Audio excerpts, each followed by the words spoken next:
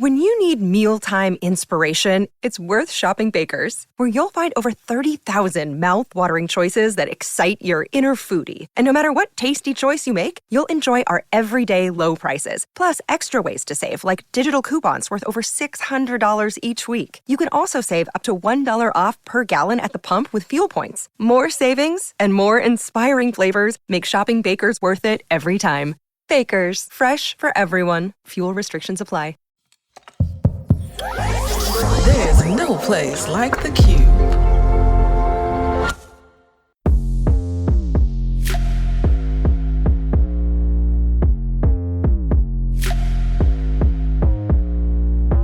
Hey, I'm Adell. And I'm Anna. And we are AD Productions. Get ready to nod your head and laugh out loud as we bring an unfiltered perspective to Black life in predominantly white spaces. So, welcome to the Head Nod, Season 1, Black Life at a PWI. PWIs, campus vast, Black life thrives in unity, diverse home at last. This was brought to you by ChatGPT. Yes. So today is a special day. I let Anna bring another Drake alum in here, but it's going to be a great conversation. So today we are joined. That's how you gonna start the show? Yeah, we had to keep it honest, okay? You know, we allowed it to happen on today. But no, I'm excited. It's already been a vibe before we even hit record. So that's why y'all gonna be nifty this whole season. Listen, I have yet to call you anything but Drake, so put some respect on my name.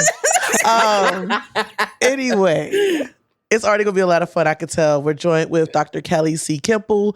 She is a diversity, equity, and inclusion, DEI subject matter expert with 20 years of experience working in higher education, which we're going to get to a little bit later. Originally from St. Louis, Missouri, proud auntie of 2 nieces and 2 nephews, member of Delta Sigma Theta Sorority, Inc., and in 2022, her career pivoted into corporate America, where she now works at Deloitte as a DEI manager. She strives to create welcoming and culturally competent environments within her realm of influence. Welcome, Dr. Kelley IG. Thank you. Boom, boom, boom, boom. Yes. So I know where you went. It was thick. It was hella thick. Yes. Sure. What y'all want from me? What y'all want from me? Delta, just a little bit of everything. Those are high points. Those are high points. Those are high points. That's what you get with Drake. You know what I'm saying? D, you overachieve. Right. You know what I'm saying? Anna. Thank you. And we already talked to you. We already know your story. All right. We already know your story. So we ask every guest, their names and school and their call out, which Anna just took away because we know that. But we're gonna give you a chance to tell us your name, your school, and give us a call out from your school. So my name is Kelley IG, and you said where else? See, already because we already too much. Because Anna cheesing too hard. Anna just sitting there smiling. She's just cheesing hard. It's so good. Okay, your I'm name, sorry. School, and call out. The call Thank out. you. Yeah. Okay, just the first school. See, because it's 3. See? Do all 3. Go with it. You got doctor in front of your name. Do your thing. All right. So my name is Kelley IG, and I did my undergrad at Drake University in Des Moines, Iowa. Go Bulldogs. And then I did my master's degree at the University of Missouri in Kansas City. And then I did my doctorate degree at the University of Mary Hardin Baylor in Texas. Oh, wow. You went a couple places there.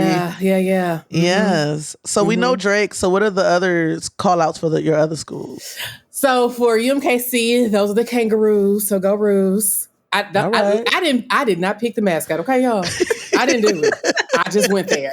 And then for University of Mary Hardin Baylor, UMHB, they are the Crusaders. Okay. Again. All right. So we got the Bulldogs, the Kangaroos, and the Crusaders. Gotcha. That's quite a bunch. It is. So we always ask each guest, why a PWI? What brought you to Drake? Why a PWI?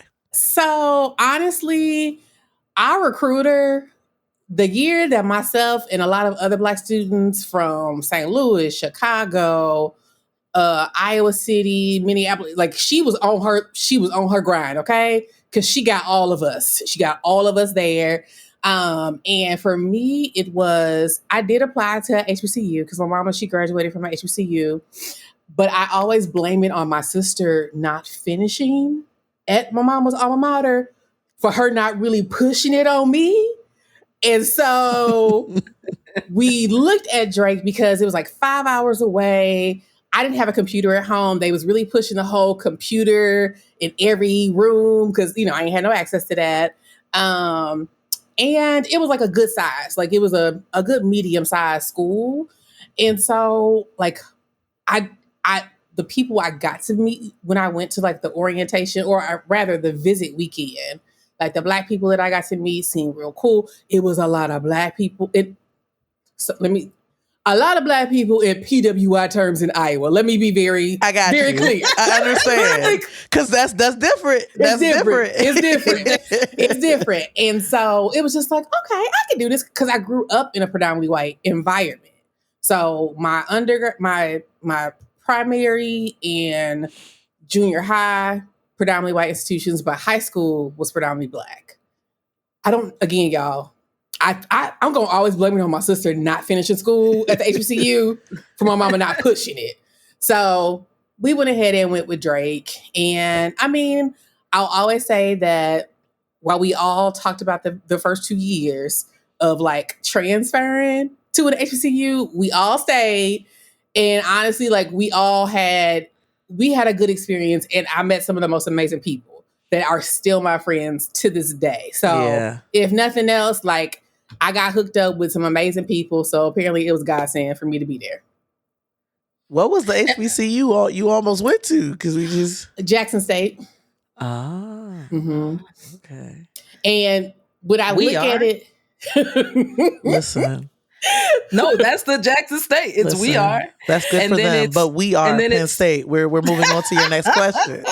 Anna, you messing with me today. I see. Okay. Fine. I'll do the I love. Okay. That's the other Jackson take State that one. Situation. That one. That's the one. How you just going? Listen, Anna know I'm crazy about my school, but we're not here to talk about me. We're here to talk about you. Okay. And I hope every listener knows just how crazy you are. Oh yeah, I drive her crazy. We in football season. Every week I'm sitting in school. Goodness. Oh yeah. Help. Okay. Yes. But Anna, you were about to ask something? I don't know. I'm just so happy to have Kelley here, okay? Because when I was at Drake, right, I was a first year. Kelley was a senior. You were a senior, right? When I came in. Actually, and so that was my fifth. That was my 4.5. Yeah, So super senior. Got you. Yeah. Senior plus. Okay, super senior. Okay, situation. And so for me, as an 18-year-old coming on campus, we all called Kelley mama. Kelley was mom on campus. I love that. Everybody. Like, she just took care of us. I even remember one time, because I would go for walks. It was a lot. I would go for walks. I remember this one time you found me on my walk. Yeah, I mean, she just took care of us. And that's just who Kelley was. I'm sure that's who she is, but we're going to find out more. But so with that, like, it kind of seems like you're now, like, looking out. You were mama on campus. What was it like when you first got on campus? Was there someone that kind of looked out for you? Yeah. And, like, that's what I'm saying. Like, Drake, like, the PWI experience is different. It is. But I just had the right people around me. So when we came into Drake, the Coalition of Black Students, we had like a sister brother, like big brother, big sister program that they would put us all through. And so I got to meet a couple of people during my visitation. So when I came back, one of them had already adopted me to be like their little sister. And then I got an official big brother because it was tied to our major. So I got that big brother. But then because of, I was always a very active, like student leader, always involved in stuff. And so I met another guy. I can't remember how we met, but then he became my big brother. So I had multiple people looking out for me, helping me out, making sure, especially my big sister, she was like, check that degree audit. Because she also was there for an extra semester. She was like, check on that. Make sure you following that. to the T, so you don't have no more time than you need. So I did. I was blessed to have a lot of people looking out for me. Yeah. And then you were also, like you said, you were pretty active on campus. So let me see. Weren't you an RA? I eventually became a resident assistant. Yep. Became an RA in my last year. In your last year. Okay. What else did you get involved in on campus? So Coalition of Black Students, literally in my first semester as a freshman there, I became the curator and historian of our Black Cultural Center. I loved taking pictures, so that was a part of it. So like I took all the pictures of every event that we were doing. I eventually became a member of our Drake Relays, I guess like Spirit Committee, which we would do different things for around the Drake Relays events that we would have. And then I was a member of Alpha Phi Omega fraternity, which was a volunteer service organization. And I was also a part of Drake Gospel Choir. So look, I was too busy being social. That's why I had an extra semester, y'all. You're like, oh yeah, school stuff. Right. Dang, I missed that checklist. When did you pledge as a Delta? When did that happen? Because I was messing around and not really focused on them grades. I didn't do it until after I'd already graduated. So after my master's degree. So Waco alumni in 2009. Ah, okay. Mm-hmm. Okay. So what was it like being a part of the choir on campus? I loved it. Like, I loved it because I came in. So my family, we knew God, we knew Jesus, we were Christian, but we wasn't like Bible beating one another with the word. So it was like, I know who he is. Yeah, we did church. That's cool. All that stuff. But it wasn't like a real, I guess, a deep relationship. And so then when I got to campus, literally all of my best friends grew up in the church. So I almost didn't have the opportunity to not be a part of the gospel choir. Because that's where y'all all going. Well, I'm just going ahead and go with y'all because what else am I going to do? So, but I loved it because one, like the relationships that we got to build with one another, we got to travel to different places, different schools, different churches to also sing. We actually got to participate in the Big 12 conference when they used to do like their gospel extravaganza during the Big 12 conference. So we got to like sing for that, I think my sophomore year maybe. So, I mean, it was a good experience, but it was also interesting because you have these teenagers still basically trying to talk to each other about God and they trying to figure it out themselves. And so, you know, we were singing for the Lord, but then also one day somebody might be getting a drink on, doing things that other people might think like that's really not Christian, you know, that whole thing. So there were those times where you had the people who were like the extremes of like holier than thou and I love the Lord. Let me just try to figure my life out. Okay. And so when those two conflicted, that's when you had a little bit more issues. That we had to have some growing pains with some of our friends. And for me, that's so funny. I have no memory of a Drake gospel choir. Was it still a thing when I got there? I'm trying to think when you got there. The only person I remember doing church-like things was Theato, and he was like miming with like face paint and stuff. And I think he was at like Corinthian, like at the church doing it. Oh, that was the name of the church. I think it's Corinthians. I believe Corinthian Baptist. So basically what had happened, Anna, was they were out touring while you were out trying to be a student. They were gone. Did you not hear that part of the story? They were gone competing and you were being studious on campus. I don't think it was campus. There. I don't think there was. I don't think there was a gospel choir when I got on campus. I'm going to say there were a number of the people who were the leaders of it were eventually they were before my class, then they graduated, and then people of my class. Oh, it might have ended with them. So my class, when they graduated, I cannot remember if the people after us kept it going. So what had happened was it ended after your second year because no one took over, Anna. There you go. It's possible. Yeah, you were supposed to take over, Anna. You were supposed to be in there full vibrato. Yes. I didn't know what I was doing. I was trying to figure myself out. Okay, I was trying to figure myself out. I think that's college, period. All of us just trying to figure ourselves out. Absolutely. Yes. Mm-hmm. Yes. So what were classes like for you when you first, did you know what major you wanted to take up? And what was that like? You know, I want them to stop asking kids, what do you want to be when you grow up? Because I was like, oh, I want to be a doctor. I want to be a pediatrician, blah, blah, blah. So I came in as a biology major. Me and chemistry? Ooh, chemistry. Just the first level of chemistry. It was like, what is this? Why is it not making sense in my brain? I did all right in high school. I was on the honor roll, had anatomy, had physiology. I did chemistry. What is this? What is this? And so, like, I could not get past chemistry. I had a hard time in bio too.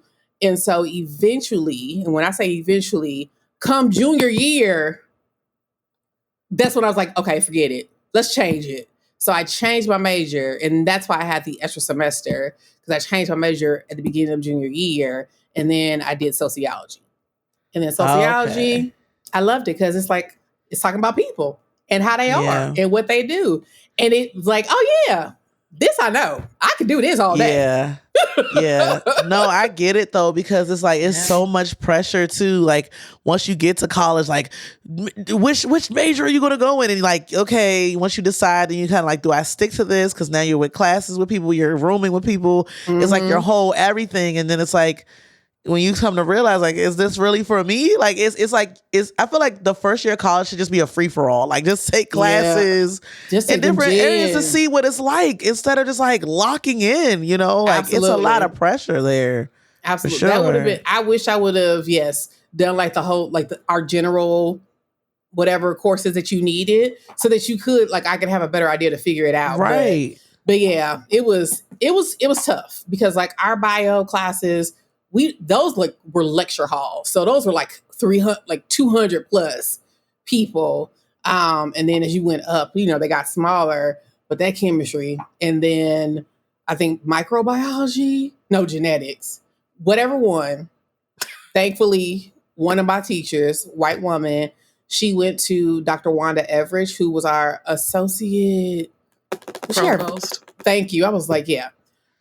She's a little short Black woman who she was the one that we all went to because she had graduated from Drake herself.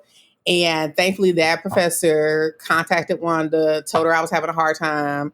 Wanda set up time with me and she's like, let's talk about this. Like, what's going on? And she got me together. Her and then Linda, who was the other Black woman on our campus. She was the director of student activities. She got me together. Like, she was bad cop. Wanda was good cop. Linda was bad cop with the tough love. Like, get your life together. Because I know your mama didn't see you here. She was going off. She went off. Yeah. But I needed it. And I did. I got my life together.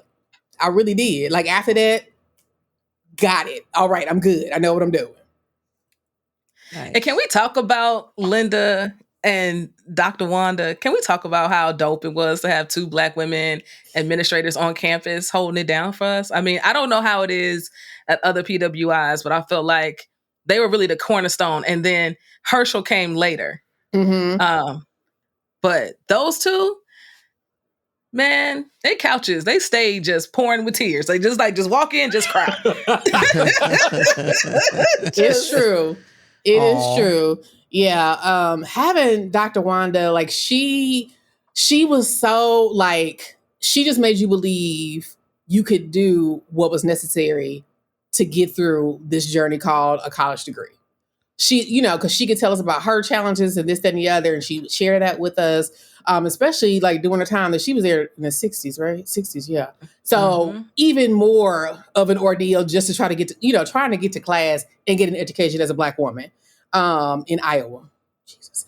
So just along with that stuff, but she just really, she believed so much in us that it was too hard for us not to believe in ourselves because she believed so much in us.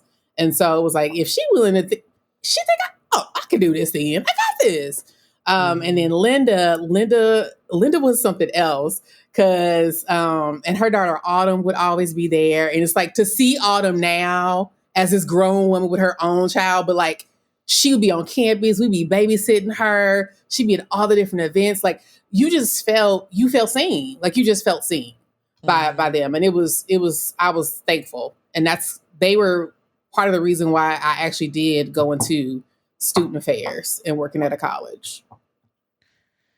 So how did you also become mama? Was it because of the influence of that? How we get from the student to mama of the students? So that is so perfect. Right.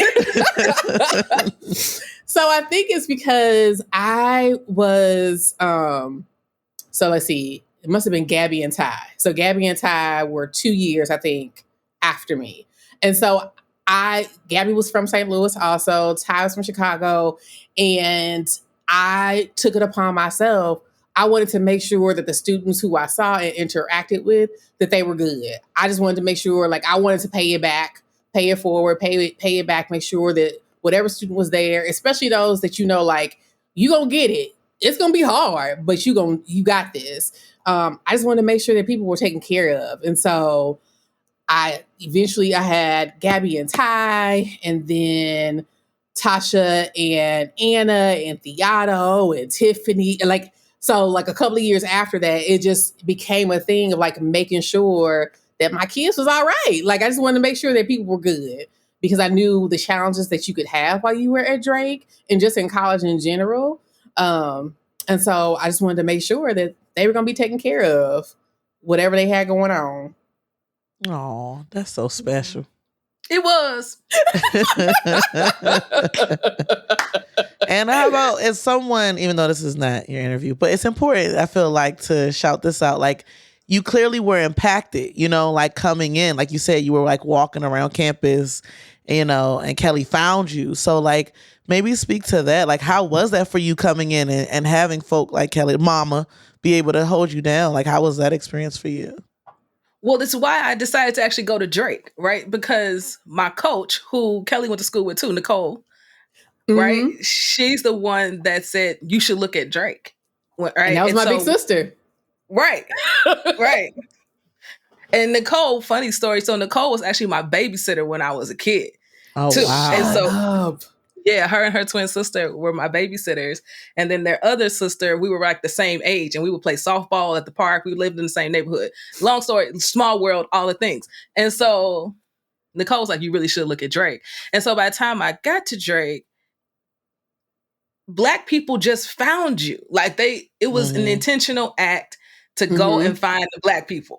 And I think, we heard April talk about that earlier in the season.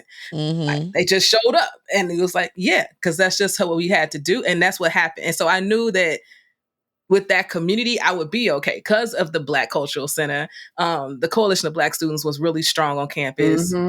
Wanda was everywhere. Okay. Yes. I mean, honestly, she's 5 foot nothing, 100 pounds wet. Okay. Yes. And she basically ran everything and looked out for us in such a special way. And then Linda Williams, Linda was like, I don't know, 5'11", Black woman. Like, yeah. Okay. Talk about cover all the ground you stand on. Okay. And Linda ran the show. And I just felt like we were okay. Yeah. We had a budget. We could do programming. I jumped right into Coalition of Black Students. And then like me and Vince just had an instant connection. People thought me and Vince came in knowing each other.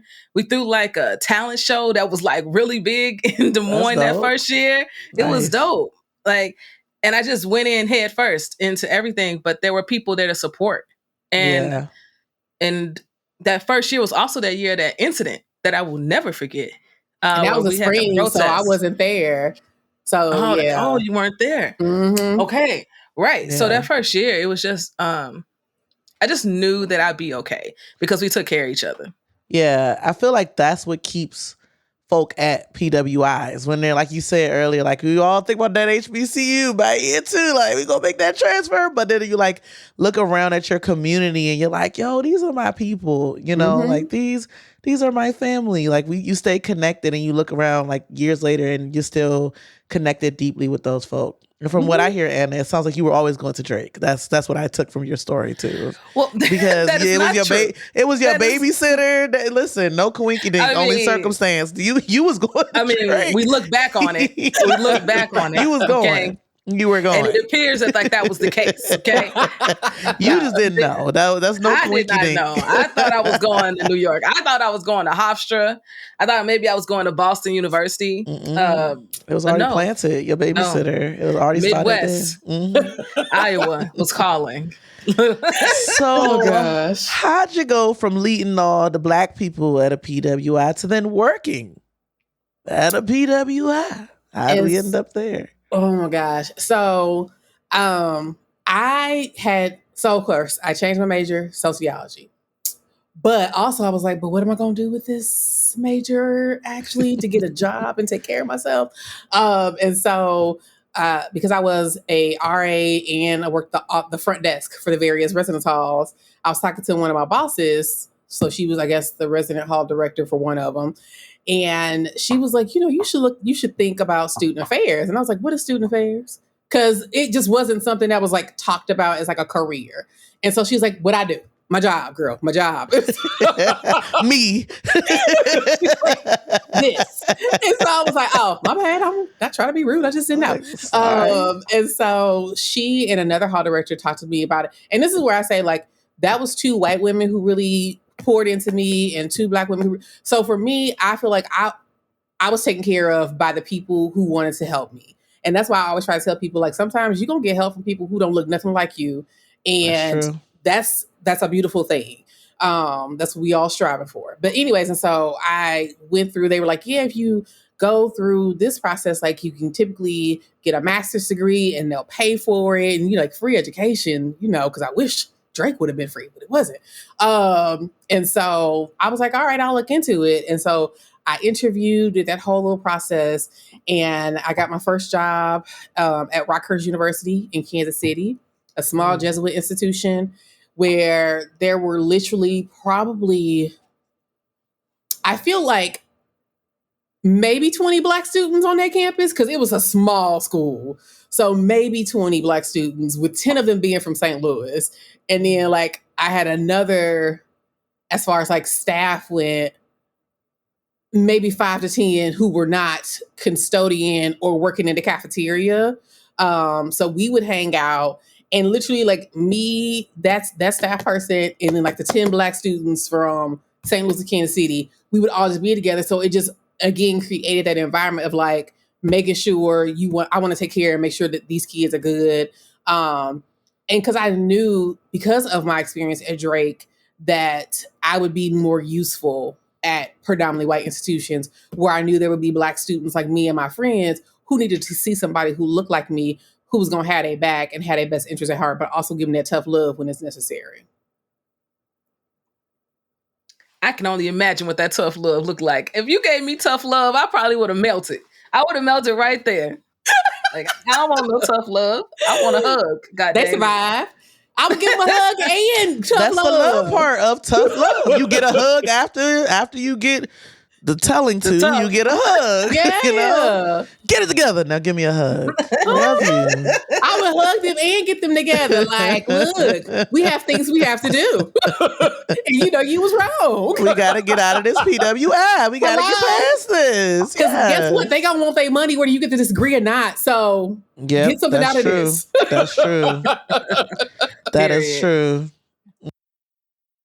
Okay, so across the PWIs, did you see, what are some of the similarities and like differences that you saw, especially with Black folk on campuses? Like, we all find we have similar stories, but also like a few things are different. Yeah.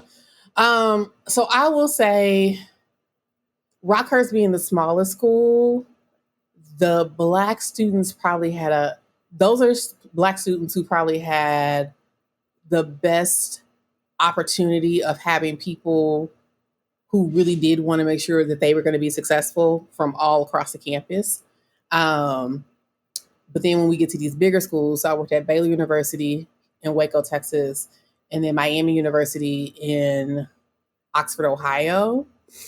That is where you really start to see how a university is really just a business, and how when it comes to diversity, they are not, it's about just checking off the box of like, okay, we did it. And and not really about a cultural change on the campus. And so that's where I really start to see like, oh, this is, okay, all right, I see what's going on here. Like, that's just kind of where you start to see, because, you know, once you get bigger, and then especially with Baylor and it being faith-based, and it was just like with these Southern Baptists, and so that's a whole different ball game. And, you know, because they the ones they'll use the Bible to for anything, real to quick, confirm that slavery was good, and it was necessary. You know, it's just hard. But eventually, so at Baylor, there were some key people who were definitely there to help out our students who were from different backgrounds, from different racial and ethnic backgrounds, and also different identities that were not a part of the general population, that did our best to help out the students as much as we could, especially with the Black students. I want to say probably after being there for 4-5 years, like the Black staff started to, like the population started to get bigger and bigger. But then it seemed like we couldn't hold on to those individuals because of where we were in Waco, and then who Baylor was, and what things they just weren't willing to do to really help out all their students. Mm-hmm. So, yeah. And I think that's something folks don't think about as often, is how hard it is to retain Black administrators at PWIs. We all know about the student situation. Like, yes. Can we survive this, right? And we know that community is why so many of us survived it and thrived through it. But being a teacher and living in Des Moines, Iowa as an adult, or Waco, Texas, or another one of these small towns, that's tough. That's ironclad type tough stuff. Yeah. And I think for me at Baylor, I think I lasted as long as I did, because I was there for 11 years. I started out in residence life as a hall director, and I did that for 3 years. And I was about to leave without a job, because it was like, all right, I got to go. Like, I got to do something else. But then I got connected to the Department of Multicultural Affairs, and they had an opening because the coordinator was going to go back to school, get her doctorate. And I got grown close to them because I started volunteering as an advisor for the Association of Black Students. And so they were like, you should apply for this job. And I applied for it, and I got it. And because of the supervisor I had, like my supervisor, she's hand down, she's the best supervisor I've ever had. Older Black woman who, like, she's similar to like how we thought about Wanda. That's how those students still to this day, because she's still there, think about Miss Beverly.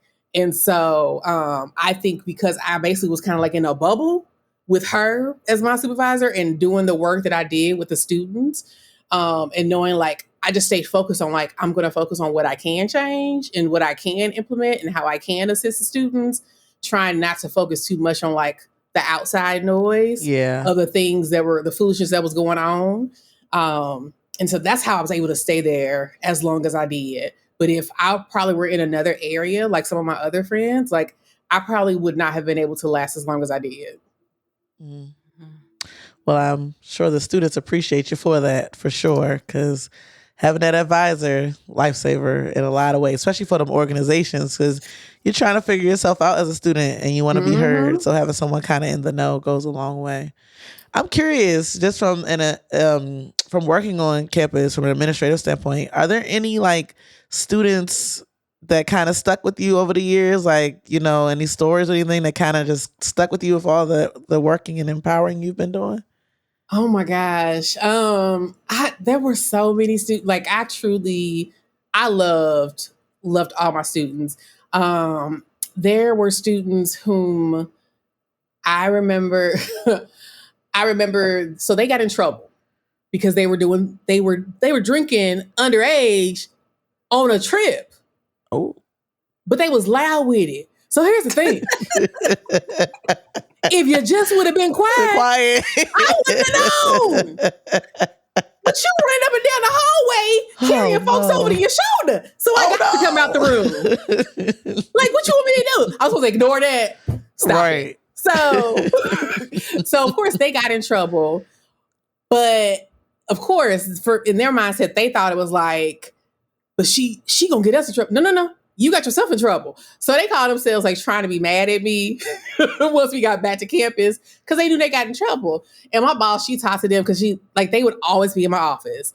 Always, every time she came down there, they was down there. And so after this happened, she would see them like just bypass my office. And so I would just like laugh because I'm like, I didn't do nothing.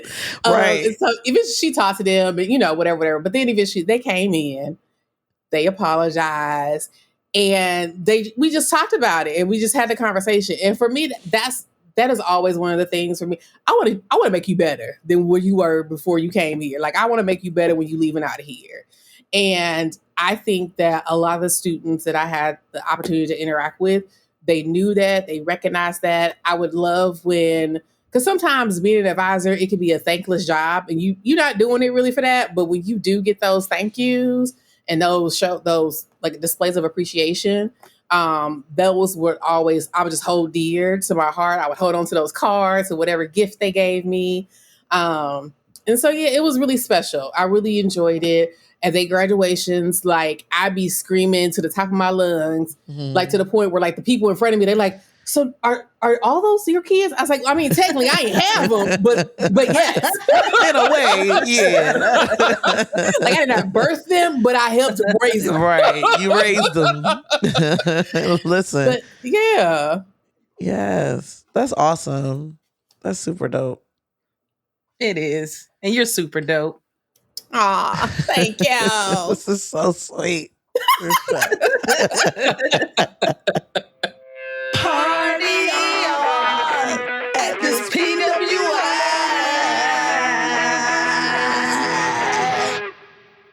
So, when you got to campus, what was that one white song you learned that you did not know before you got there? Oh, man. Woof. Because they played it, because that's what was going on in our dining halls.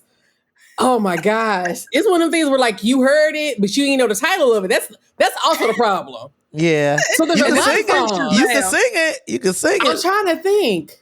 And this is pre-Shazam, okay? We ain't Shazam. Right. Not pre-Shazam.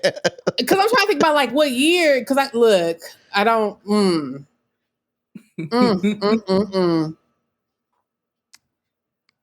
Y'all, I don't even, because I'm like, go to the other schools, because I'm like working at these institutions also. That music listen, that's exposure too. I'm like closing time. Now it's time for alcohol, something like that. I know that song is like closing time. Yeah. Mm-hmm. But what?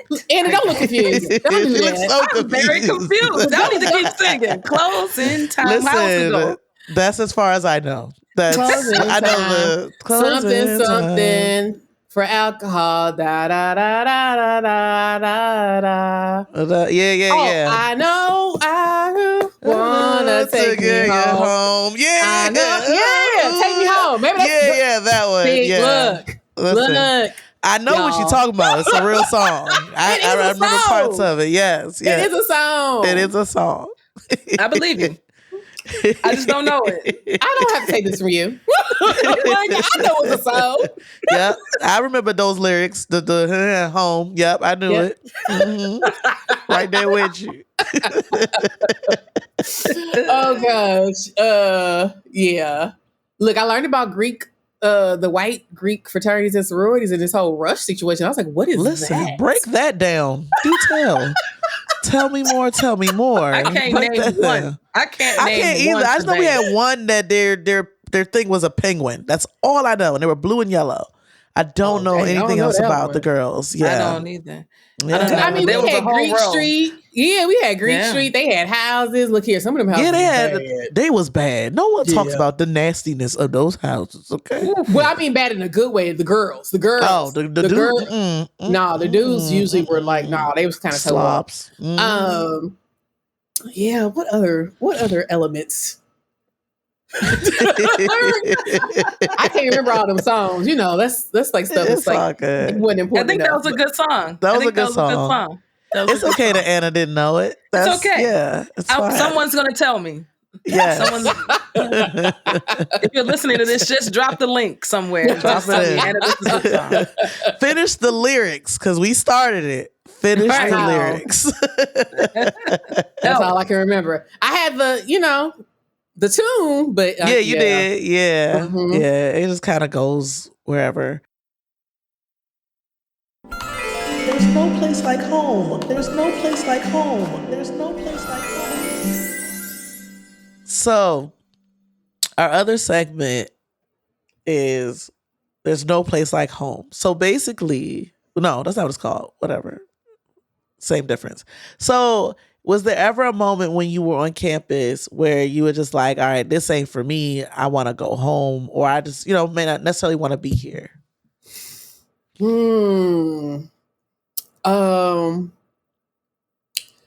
Probably when I got that 1.9 GPA, it was like, oh Lord, that's what this ain't working out. He said, maybe I don't have a good handle on this. Bio who? I was like, I had never seen them numbers next to my name. Like, what is? Me? I did that. I had to get my life together, y'all. Like I was scared to go. I was scared to go home actually with them grades. It was like academic probation. What is this? Yeah, that was rough. Yeah, that was a rough time. That was It's scary too because I remember just having anxiety, just waiting for your grades to pop up, like to generate at the end of the semester. Ooh. Like, did I do as okay as I thought I did? Finals week was real. Yes. Yeah, that was a rough time. That was rough.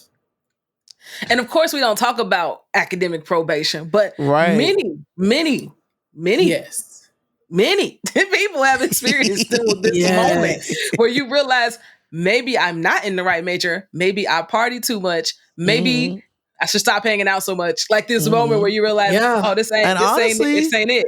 And another one for me was like, am I as smart as I thought I was? Hello? Because leave high school, like I got a 4.0 GPA and I'm this and I'm that. And the first grades come back and you're like, Yeah. Is this what college means? This is college. Ooh, child. How are they grading these? These grades are a little different. Who's messing up the curve? Who did it? Why is there a curve? Who thought of Get this? out this class. Get out this class right now. Yeah.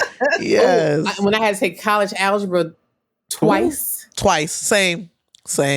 I was like, but wait a minute, I did. So I did algebra, I did geometry, I did trigonometry, what is this then? Right. Like, I thought I was going to be ready for this. Like, why am I having to take this? And honestly, why am I back here? I did this already. Why am I here That's the again? real question. Why do I have to do this again?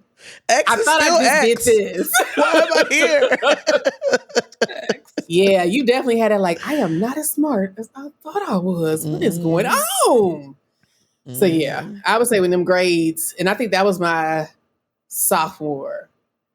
I think it was my either second semester sophomore or first semester sophomore year when that happened. It was rough. It was rough. I have a question. How did you know? So our last segment is How Did You Know? So what was the moment where you knew that Drake University was that school for you, that you had made the right decision, that this PWI was going to work? When this is probably going to sound slightly kind of weird, but so I think it was when I think we must have had like a talent show or something. So it was my freshman year. I think we had some type of event. I can't remember exactly what it was, but unfortunately, one of my big brothers had gotten the call that his mom had passed. And so he was a junior and I was a freshman. And so, we're thinking like, okay, he's going to, go off with his friends and, whatever. But then like before he left, he's like, no. Like I want you and one of my other friends, I want y'all to come with me. Like, I want y'all to be with me also while I'm dealing with this. And so for me, it just felt like these people who I've just met, who is now going through an experience I hadn't at that time had any idea of like what that could feel like, wanted to have myself and another friend to be around them during that time, to be a comfort, because we had become a family that quickly within I think it was like our first 2 months of being at school. Mm-hmm. So I think for me in that moment, seeing how much we had grown into a family that quickly, I think that's one of the first moments where I was like, okay, this is it. I can do this because these are my people. This is my family. Yeah. That was so tender. So that really touches me like really, really deeply, because like just full transparency, like my mom, I graduated college in 2009. My mom passed in 2012. And like my very best friend, like he called me like right when I was like, had just found out. And I was like, my mom just died. I got to call you back. Like that was literally like, you know, he was calling me. And so it didn't even take much. Next thing you know, he called our whole little network of friends and I didn't have to say anything. And then next thing you know, I look up and I live in DC and they live in New York and like all over the place. And like the day before the funeral, they just all showed up at my house, like all of them. And it's just like, I will always appreciate them for that because one, they knew my mom. Like they were hurt as if like they had lost her. Like we all call each other's mom. Like we all, you know, locked in. And then two, it's just like to have that something when you feel like you don't have nothing and nothing to grasp on to. And, you know, everybody in the family's kind of just going on in their ways because my mom died in a really messed up circumstance too. So it's just like a lot. But to like look up and lean on them and have them like there for me. And I remember like sitting with one of my friends from school being like, I don't know what I'm supposed to say tomorrow at the funeral. And he said, you know, when my grandma died, I just thought about our last conversation and, you know, what that was like. And that really inspired me for what I said at my mom's funeral. So it's just like, it was just I just really appreciate that. Like even just kind of hearing you, because I understand exactly what that meant for your friend, because it's like having people that are just there for you in that time. Like I will always appreciate them for that. So I'm glad you were able to be that for him as well. Yeah. So that was a special moment. Yeah, for sure. This whole podcast been special, man. It's been so special. Me and Kelley are friends. We friends, Kelley. Hey. No more decades, Anna. No more. Facts. No, but it's been dope. I can already tell, like, just off your vibe, like the way you were able to just help. I'm sure you've touched more people than you've realized. Like you've impacted people more than you'll ever know. You could just tell, like, by how much you care. And I can tell by how Anna's been smiling this whole time. So yeah. She's one of my babies. Yeah. I still have that picture that y'all took. Ooh, I need to see. I want to see picture. What's the picture? I want to know. Get the picture. Oh, no. I had to go. Young Anna, hold do on. your thing. Oh no, you don't have to get a picture. I get a picture. I think I know which one she's talking about too. What do you think it is? What do you think it is? I was such a little dyke. It was so great. I did not expect you to say that. I was such a little boy. Anna, let me see. Is it a teddy bear? Yep. Where are you? Okay. I was a little boy on the left. There Anna right there. Oh, I didn't. Yeah, you was a little boy. I was looking like, where is she? Okay. So this was part of my graduation gift from them. Oh. Yeah, I remember it. Yeah, and Tasha wasn't there, and so so they had to put. She took a picture. Say, who they just put the picture of? And we had to. That is so cute. Those are my babies. Little Anna. Oh, yeah. I was a little boy and I didn't know it. That's a whole nother show. It's a whole nother show. As a matter of fact, if Ty comes on this podcast because she said she was interested. She has all the stories for real. Well, she do. Because look here, they went buck wild after I left, okay? Oh, yeah. Because they was calling me like every other day with stories. I'm like, who did what? But how? I see. But wait. Okay. But I know who when? to ask the questions to. Oh, yeah. Ty got all the stories. Yeah. All of them. She got all the real good stories. Because I'm like, who went skinny dipping? Like, what's going on, y'all? Who went skinny dipping, Anna? Who was it? Inquiring minds want to know. Who went skinny dipping, Anna? I don't think it was me. I don't think. That sounds like something you should be sure of, sis. What's going on? Depending on the state of things, I don't know. Might have been. Okay. Because see, Kelley, right? So Kelley was mama, right? We had April on, who was younger, right? April was younger than us. But Ty was right there in the thick of it. Oh. Child, they was something else. They got I think y'all got y'all tongues pierced, so they calling me. They can barely talk. We went through that. I got my tongue pierced too. On one ear trying to tell another one, like, well, they got this pierced, well, they got that. Okay. All right. I feel like we all went through some weird piercing phase in college too. I got my tongue pierced in college too, just randomly. I did not get my tongue pierced, but I did get my belly button pierced. Yeah. Yeah, that was that part for me. But that one time I went home and I yawned and my mom was like, "What is that?" I was like, "Oh no." You went too wide, Anna. You was like, you went too wide. Keep it down, girl. You gotta keep it down. You gotta stretch back. Where was that shirt? The plaid shirt that covers you.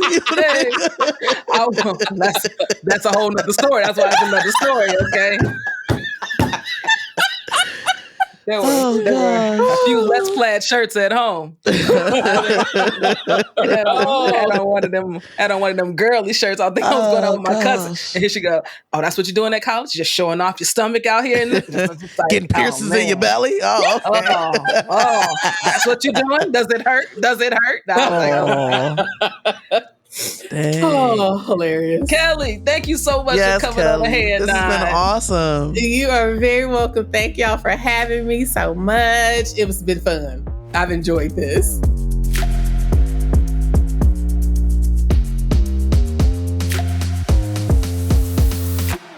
Thank you for tuning in to the Head Nod Podcast. Don't forget to subscribe and follow us on the Qube app and at DCP Official across social. Family, follow my sis Adell at I am Adell Coleman across all socials. And follow the coolest to ever do it, Anna DeShawn at Anna DeShawn on all socials. Listen wherever you get your podcasts. And if you really dig it, leave a rating and a review. Keep nodding your heads with us. Until next time, this is the Head Nod.